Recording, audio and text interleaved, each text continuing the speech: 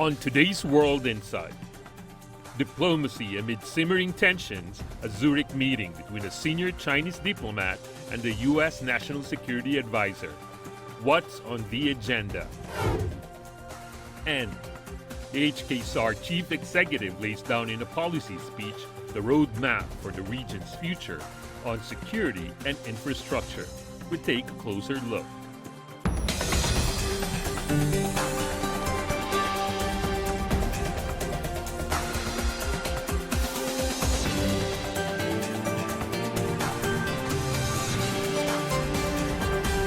Here is our host, Tian Wei.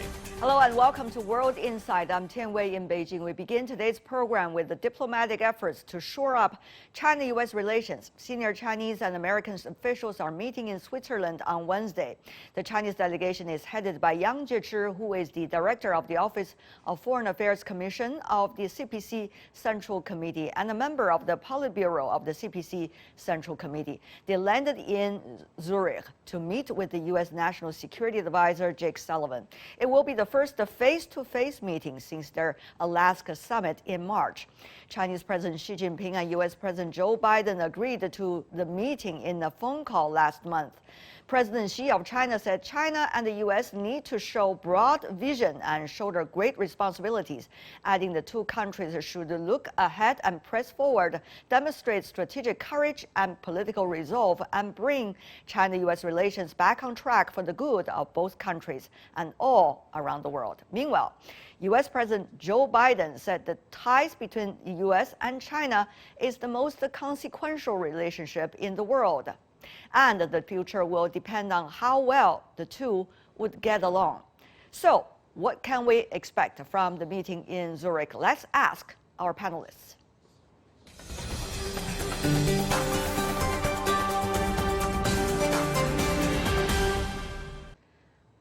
For more on the China-U.S. relations and the latest meeting, joining us in Memphis, Dr. Joseph Gregory Mahoney, professor of politics with the East China Normal University. Now he's living in the U.S. In Beijing, Rong Ying, vice president of CIIS, the China Institute of International Studies. Gentlemen, welcome to the program. I want to start by asking Professor Mahoney, what can we expect? We haven't got any news coming out of the expected meeting. Well, you know, we are seeing more engagement with the two presidents talking and recent reports of military and trade officials either meeting or planning to meet. So the trend presently suggests more meetings, perhaps culminating in a summit with the two presidents, which I think Biden is a little more open to at this point, but Xi Jinping is waiting to see more improvement in the relationship. But we know that the Chinese and U.S. political calendars in the coming months and next year will make both sides more cautious, and the potential for new problems remains large. So hopefully the talks will continue. These talks in Zurich will be positive and find some common ground, and perhaps we'll see some old problems resolved and new ones prevented. Wow, you're quite optimistic. Mr. Rong, do you think you will be as optimistic as Mr. Mahoney? Yeah, I think we are hopeful that as the meeting is taking place at the following the agreement of the for two leaders, and there are certainly expectations that meetings at that level would be significant and hopeful in the sense that it will lead even higher interactions. And the speculations are that possibly President Xi and President Biden might be meet sometime, and if not in person, but it can be also in virtually, as we are expecting.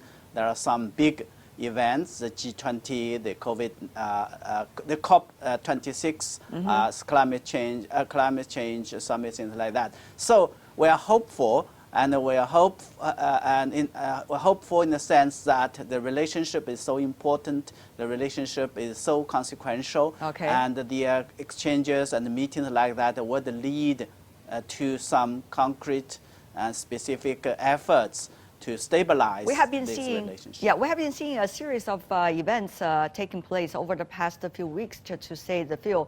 For example, Meng Wanzhou's coming back home to China, and also we've seen the trade representative of the U.S. talking about quote-unquote re-engagement with China. Of course, some of these are just gestures, others are mainly just phrases that you can interpret in different ways. But is there a message that both sides are trying to send positively to one another and to the rest of the world, Professor Mahoney?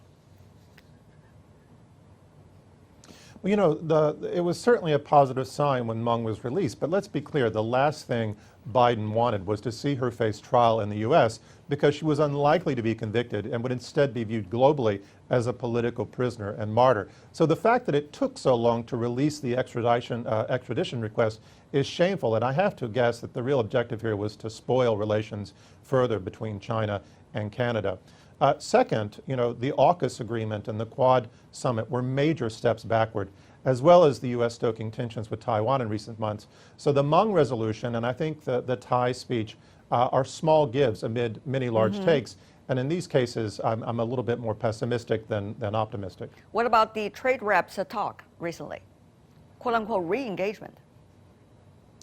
Well, yeah, I think the word that was being used is recoupling, and that's a marvelous word. But, you know, she didn't give very many specifics. Yeah, she didn't give very many specifics.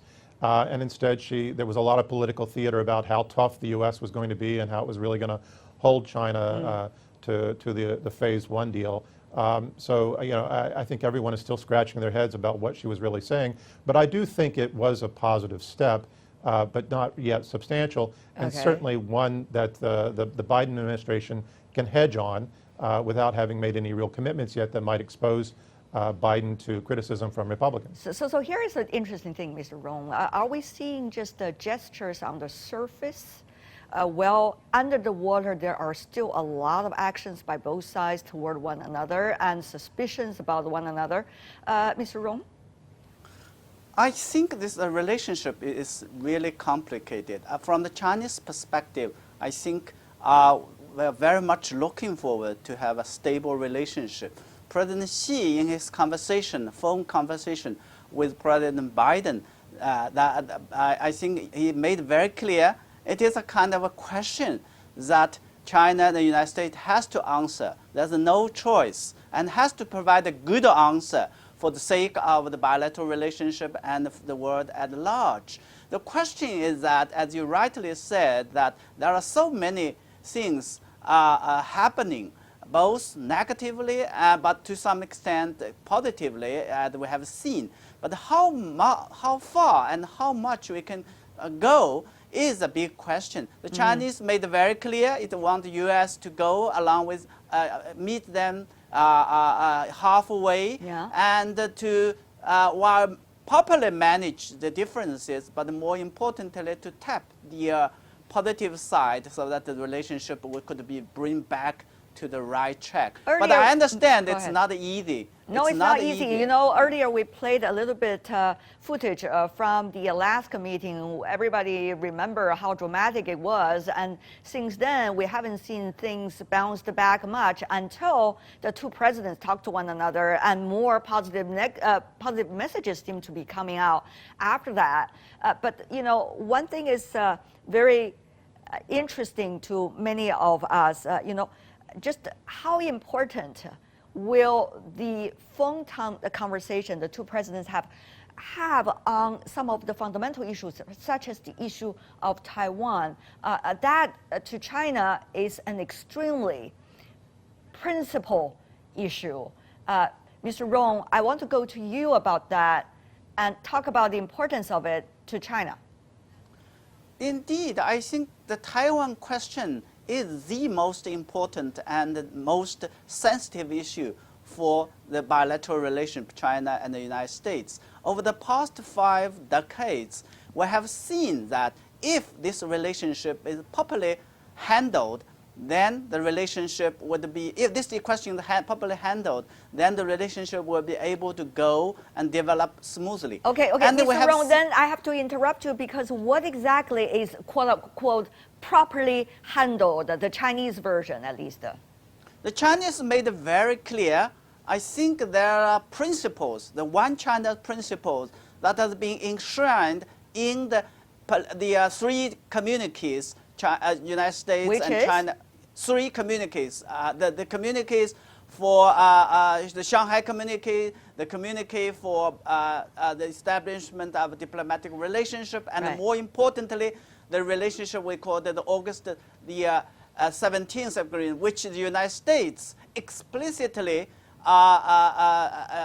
pledged that it would manage this issue properly by reducing the arms sales to Taiwan, both in quantity and quality. Unfortunately, these pledges are not being sort of honored. More Okay. importantly, we have seen them repeatedly being sort of banded, and now we have seen the tension and the anger and that from the Chinese side. That's why I think when the Chinese raised the issues, and I think when President Biden raised the issue that they have their kind of agreement that the Chinese side would like the United States to honor the Okay, pledges. President Biden recently in his interaction with the press was talking about this quote-unquote Taiwan agreement. Of course, there's nothing called Taiwan agreement in terms of document, but rather various documents, as Mr. Rong earlier illustrated from the Chinese side at least, see how the issue of Taiwan should be properly handled. Professor Mahoney, how much do you see Washington will abide by what China sees as really the Taiwan, the One China principle? Well, you know, the U.S. keeps reiterating its commitment to it, but the commitment seems rather tepid because, in fact, the U.S. has long played a game where it puppets Taiwan, where it encourages friction and then assures peace. And, you know, there are a couple of problems with this. First, the U.S. likes to promote the idea of Taiwanese democracy, but then likes to keep Taiwan under American control. And second, Washington's ability to actually control Taiwan is arguably less and less. So although I don't believe anyone on any side actually wants war, constantly flirting with it is grossly irresponsible. Another question, very important. We see the G20 summit coming up. We see, you know, the COP16 for biodiversity, the first phase conference is taking place very soon, later in October. We also see at the end of October, there's going to be the Glasgow meeting on climate change. We also see a lot of issues regarding, you know, how should we do this energy transition? How are we going to deal with the pandemic? A lot of global issues facing China and the United States together. But the question really is, will China and the U.S. get themselves together, be able to handle the issue and show the rest of the world they can make things happen? Mr. Rong. Yeah, that's exactly, I think, what President Xi meant to say by I think, calling upon the U.S. side to work together with China for the sake of the world. I think these global issues has a very track on these global issues. I think China and the U.S. in the past years have a very strong track record of cooperation. Unfortunately, the past years, particularly the previous administration, there are been, I think, the U.S. For the sake of its own pursuing its own sort of American first doctrine, and it has simply, I think, undermined that spirit and create a big problem. And also blaming China for the failure of the U.S. That's why I think as we look ahead for these two important events, if the U.S., China and the U.S. can work along this line by continue the spirits that have been helped to stabilize the country, the relationship, I think it would be, we can certainly have some sense of optimism. A lot of expectations, Professor Mahoney, but will those expectations be realized? Well, you know, these points should be focuses, as well as, you know, better economic cooperation. And perhaps we'll see some positive movement on the trade war, despite Ty's recent OPEC remarks. I'm a bit pessimistic on climate change cooperation, despite this being the most obvious area for the two countries to work together, because it's not yet clear the U.S. is really sincere about its future commitments, and it hasn't actually accomplished much yet under Biden after significant reversals under Trump. Now, with the global pandemic response, this is still highly politicized, not just globally, but also in the U.S. I'd love to see more American leadership on the outbreak internationally, but this seems fanciful given the fact that U.S. leadership in America itself is insufficient. Now, on other issues like Afghanistan, I don't think we should expect any cooperation. The U.S. thinks it's washed its dirty hands on this matter, but strategically probably wouldn't mind seeing China get messy. Always very interesting situations. Joseph Mahoney, Rong Ying, gentlemen, thank you so much. Really appreciate that.